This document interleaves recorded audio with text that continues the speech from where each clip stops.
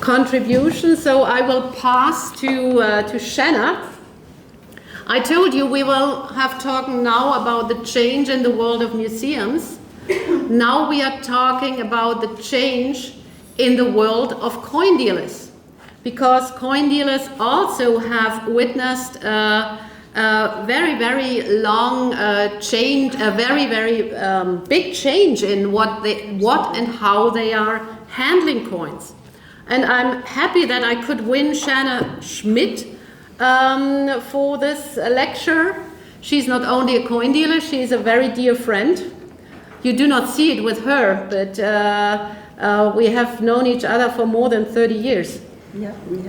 She's one of those persons who is very, very actively doing goods for numismatics. So I don't want to name all the posts and chairs she had in order to advance numismatics and to do something good for numismatics. Be it enough to say that she still believes that we can change the world by doing something.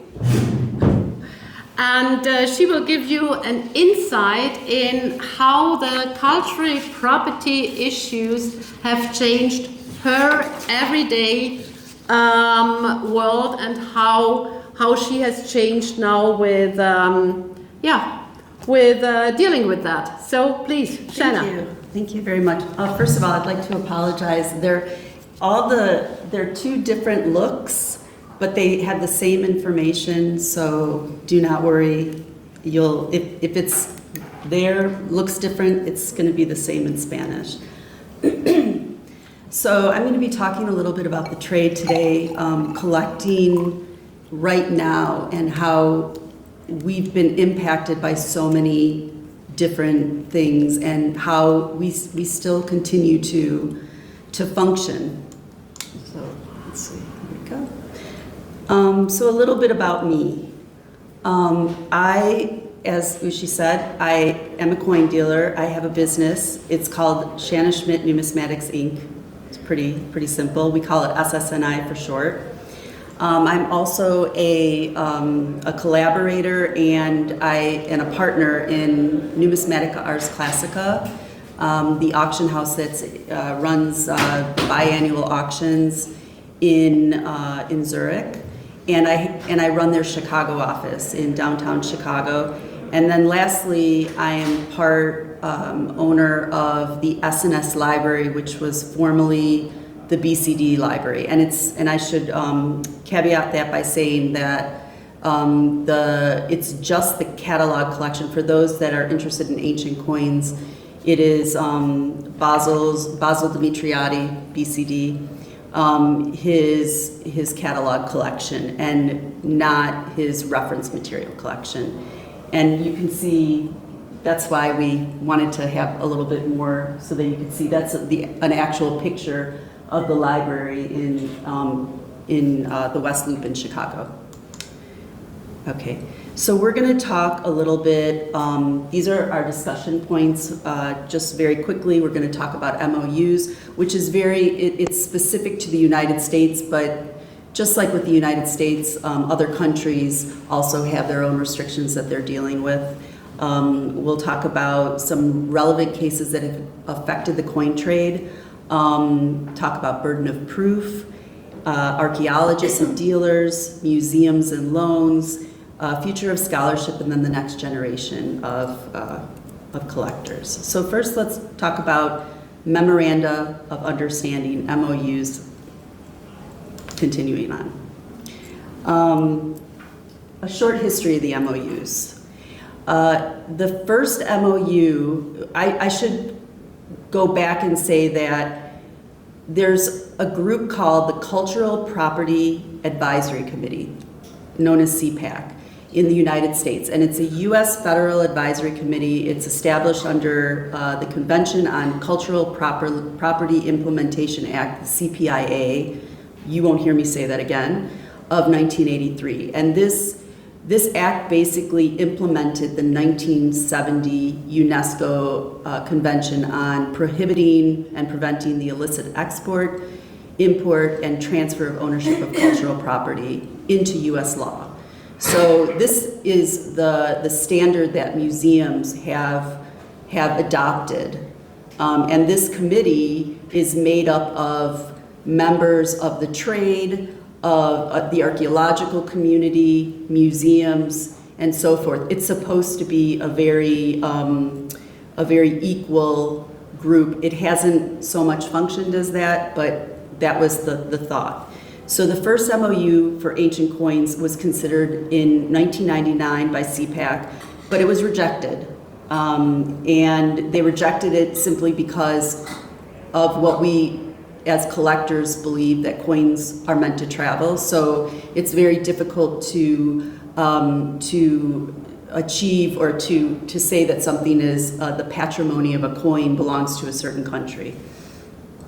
October of the same year, Italy requested an MOU including coins, but it was CPAC did not approve it. So moving onward, in 2005, that's 6 years later, the debate whether to include them grew more robust. And there was an organization in the United States called the ACCG, which stands for the Ancient Coin Collectors Guild. And that is an advocacy group that promotes the free and independent collection of coins. And one of their claims are that coins are meant to travel, and that academic elites are trying to control the narrative on coins. So this nonprofit organization really helped to keep coins at the time out of MOUs. Then in 2007, the Cyprus MOU, every 5 years the MOUs come up for renewal. So the Cyprus MOU went up for renewal in 2007, and at that point, ancient coins were still not included, but then a last-minute request by someone in the Cypriot government changed that, and they all of a sudden started including ancient coins. This kind of created a cascade. So moving forward, 2009, MOU with China, and they added ancient coins. And now the US has agreements with 19 countries, and it's growing, saying that ancient coins need to be included in the MOUs. So this is I remember when the first MOU came out in 2005, that I had this feeling that my business, at the time I was working with my father, I had the feeling that my business was going to die, because you always think the worst. But I have found that the MOUs have drawn a line in the sand. They haven't made selling coins by auction houses or collecting coins not possible. They've just made it more difficult. So how has the industry been affected? Well, that created really an interesting situation where there's a much stronger focus on pedigree research. It's become a sport of sorts for many people, uncovering lost pedigrees, because in the past, what happened was that a major auction, there weren't that many auctions, and when there was an auction, the buyers of the coins would presumably, most of them were dealers, and I think Ushi, probably we can later discuss this, but most of the dealers would attend the auction, not really collectors, and the dealers would buy and then promptly discard the pedigree. Why? Well, transparency. They didn't want transparency. They didn't want the collector to know what they paid. So they would get rid of the pedigree, and it created this situation where you have all these coins that look like they could have just come out of the ground, but of course they didn't. they might have a pedigree that's over 100 years old. And we are continually finding pedigrees, and that was the impetus for my client and I to purchase the catalog collection of BCD, because we believe that there are lots of pedigrees out there, and there are other companies that have kind of also gotten on the bandwagon and started to provide that. So there was the creation also of Coin Archives and AC Search. And those two programs were instrumental in the ability for collectors to see where their coins might have come from, and also to create a history for the coins.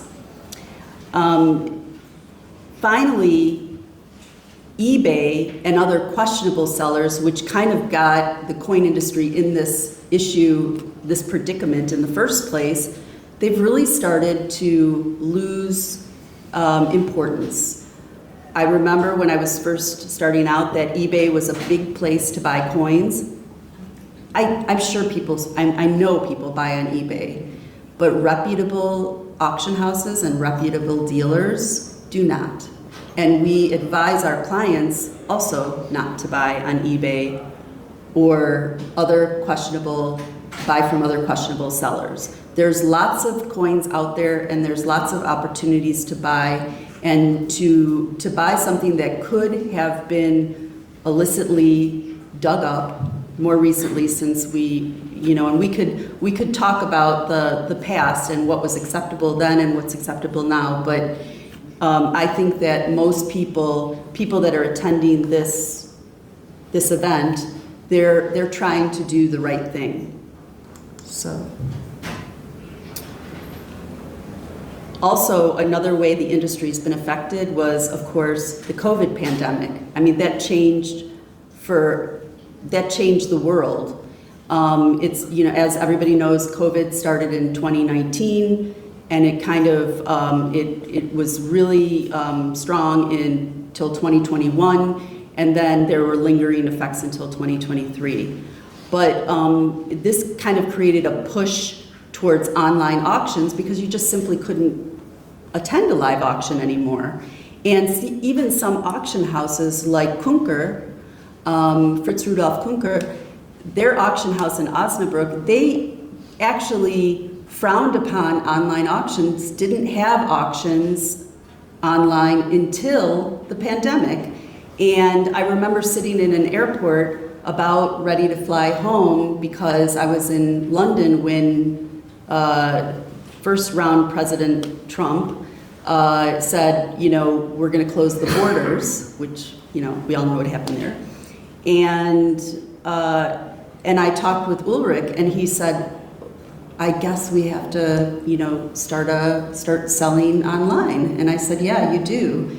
And so that was the dawn for him, a new day. And now look, Kunker is really very actively selling online, which opened up their customer database. And so, as I said, more online auctions. There's more transparency in hammers now. That's not necessarily because of MOUs, it's because of Coin Archives, but all these things started to happen in a vacuum. And there's also legitimate sellers, like, there's VCoins, which is, I'm actually on VCoins, it's a third-party seller, and, a lot of smaller dealers are on there. Okay, so now the not-so-good stuff. With the trade. So here's some legal cases. I'm going to start with the positive one, because I try to be a positive person if I can. Okay, so this lovely coin is a coin of, it's a coin from Pantipacaum, and that's in modern day Crimea. And it was struck in the mid 4th century BC, about 340 to 325.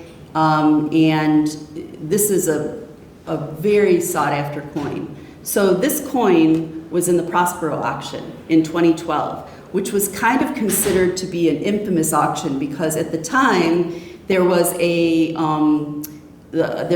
gentleman, he was a sheikh from Qatar, and he was buying all the coins in auction, mainly Greek coins, and he was just, every time you were in an auction and you tried to buy something, and if he wanted it, you wouldn't win it. He would just keep putting his hand up. So this auction had kind of a bad, when people said, oh, this came from the Prospero auction, everybody kind of rolled their eyes and said, oh yeah, you overpaid for that.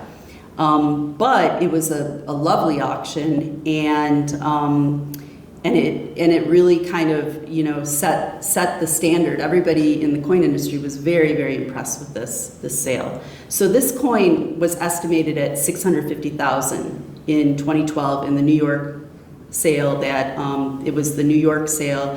It was Baldwin's, Caroline. Okay, yeah. Caroline you were working during the Prospero. Okay.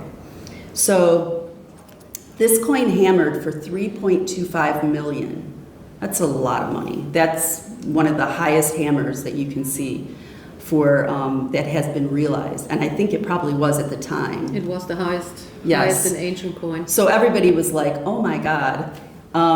So as I said, Sheikh purchased this coin. Fast forward to the NAC, my partners, their auction 138, that was May 2023. Right before the auction, I got a call from Ulrich Kunker, and he said, Shanna, I'm not interested in bidding on the coin, but maybe you have a customer for the coin. And I just found out that the coin has a really impeccable pedigree back to the Schlesinger auction in Berlin in 1934, where they sold the duplicates of the Hermitage Museum in Russia. And I said, well, I also didn't have a customer for the coin, and I thought, well, why not share it with the public? So Arturo Russo, who is one of the owners of NAC, he announced it, and of course that created a lot more interest. So this coin that was already very expensive, in my opinion, it ended up hammering for 4.4 million Swiss, which if you translate it at the time, it was about $4.86 million. So 1.6 million over the previous hammer. So this just shows what a pedigree can do. So I thought that was interesting. Now let's talk about another case that's not so wonderful and really affected the coin industry, the Brutus case. And this happened Roma Numismatics, a London auction firm, in 2020. So Roma was owned by, they are now defunct, no longer, was owned by Richard Beale. And the reason why Richard Beale got in trouble is kind of, people are kind of confused about there, they don't really know the whole story. Richard Beale was prosecuted because he forged a pedigree on a coin, not because the coin was illicitly dug out. That came later with another part of his case, but because I'm not even going to try to attempt to say the name, but he had this illustrious pedigree from a baron, and going back, as you can see, to the 1800s. The coin sold in auction for 4.2 million, and it went to a New York buyer. And this was the impetus that actually created, it paved the way for Homeland Security in the United States to start an investigation because it went to a US buyer. So the crux of the case was that Beale offered 100,000 pounds to someone to forge the pedigree. I think he went to the actual person that's mentioned there and offered that person the money, which they went to the FBI. So this led to other charges, which is there's something called the Gaza hoard.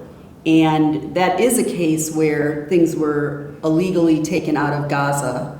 I won't go into the specifics, otherwise we'll be here much longer than a half an hour. So the end of it was that Richard Beale pled guilty to 2 counts of conspiracy and 3 counts of criminal possession of stolen property. His case just finalized, and from what I've been told, he has a lot of, he's having to pay a lot of money for his crime.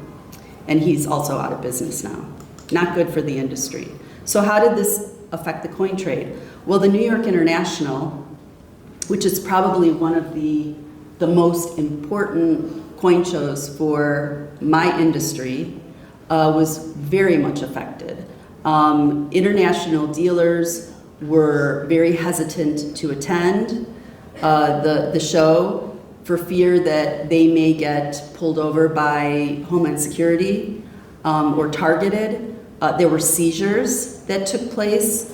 I think a few years, one year after another, there were seizures that took place at the auctions that were taking place there. So this really paused a lot of collectors and dealers and auction houses from doing their legitimate business in New York. It was a difficult time. Then you had sometimes dealers coming into the country and having their coins taken from them and held. And if Homeland Security takes your coins, they can keep them for as long as they want. You have to get an attorney, and it'll cost you a lot of money. You might get your coins back, probably will if they found nothing, but it'll take a long time. And then this also started this kind of trend towards auction houses like Christie's and other high-end auction houses like Sotheby's. They pretty much stopped selling antiquities or cut back dramatically, and also they got rid of their coin departments. So the New York market, which basically served as a hub for ancient coin buyers and auction houses, it's really been deeply fractured. There's a growing fear of collecting and the legal implications, and most of it, and it's for coins buying at any level, which is, I think it's creating a hysteria that it shouldn't have created, and it's actually not really factual. And collectors today just aren't certain of what is admissible and what isn't admissible to collect. It creates confusing and conflicting customs procedures for people like me that are importing coins. And then there's that psychological feeling that you're somehow doing something wrong. So you can't change that. Also, there's been kind of a drive towards museums to only work with any kind of coins. I mean, it was always like this, that the 1970 UNESCO agreement was in place, and museums would abide by that. But then there's also loans, which I'll talk about in a second, and that was also affected, which loans function differently than something that's donated to museums. So they don't have to follow the 1970 agreement. Okay, like always. Okay. There's also the burden of proof that is now that obligation to prove that onus is put on the collector or the dealer, the auction house, to say this coin has a pedigree, this coin is valid, is legal to collect. Okay, so archaeologist, since I have 5 minutes, I will try to speed it up a little bit. Okay. Okay. So archaeologists and dealers, we used to have partage. We used to share in dividing hoards, and it was done. That's how we filled our museums in all of our countries, and this worked very well. There was obviously a lot of issues having to do with partage, but it existed. So that's that was at least the genesis of working with archaeologists. The key provisions were to try to prohibit the import of cultural property that's stolen from another museum when they started to do the MOUs. And I think that over the course of time, that this relationship started to break down because the idea of partage was completely done. Museums are filled. They don't really need to do partage, and there's a lot of other reasons why not to do it. But this all started to break down with archaeologists and dealers, and now we really have a kind of a contentious relationship. There are programs like the PAS and the Portable Antiquities Scheme in the UK and the Treasure Act, which are wonderful, but that, you can't control other governments. So I think that's kind of the moral here, is that we can only control the way we act, and we can't control the way other governments act. So we have to find ways to work together. The UK's program is very good, but we can't expect other governments like Italy or Greece to follow suit, or Turkey. I'm going to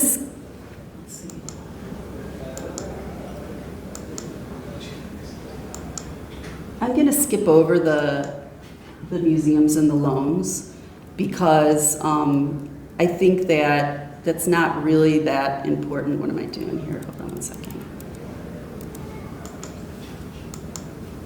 No, it's not going anymore. Oh, hold on. Yeah. Okay, museums and loans. All I really want to say about museums and loans is that that they're very hesitant now to take loans, even though they could be a lot more flexible with loans, but they're very hesitant to do that. One exception is the Art Institute of Chicago, and Elizabeth Benge, who used to be with the American Numismatic Society. And Liz and I work very closely with them, and actually have been successfully putting coins into their display cases on loan, and it's been wonderful. So it is possible to work with museums. So, future of scholarships. Okay. I think that the future of scholarship, like there's issues with scientific journals and being able to publish coin information in those journals, for the simple reason that there is this fear that you're going to be putting coins in there that are kind of a no-no. And I think that even the ANS, who works a lot with collectors, they've even started to follow the suggestion of only using heavily pedigreed coins. And with MOUs and the inaccessibility, new scholarship is kind of questionable. This, also the Spink coin department closed. They stopped publishing. So this was also an important avenue for a lot of collectors to have their have coins that they've purchased included into new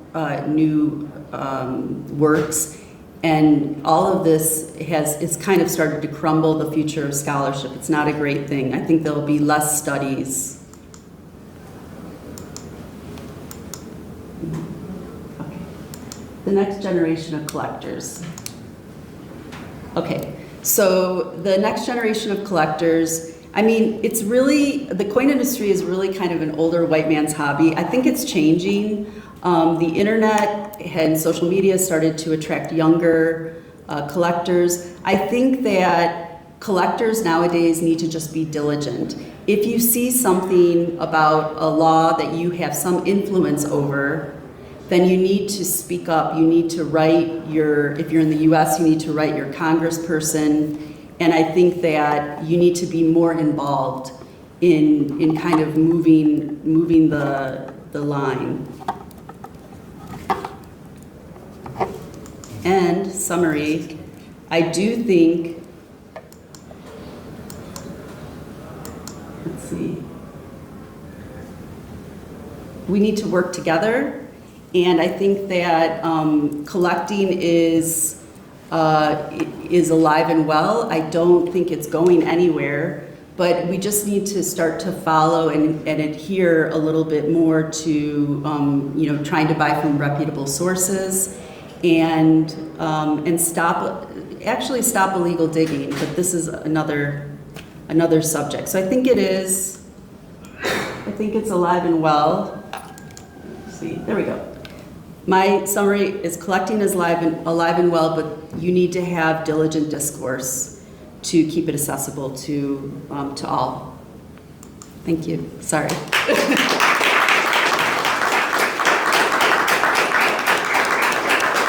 No, Shanna, you have done a great job, and I wish we had planned 1 hour for you. I'm so sorry. But if we have planned 1 hour, I'm afraid we would have a lecture of 90 minutes. Probably so. I always find a way to keep talking. You are always afraid that you won't fill the time. No, it was a great summary you gave us on the situation in the US.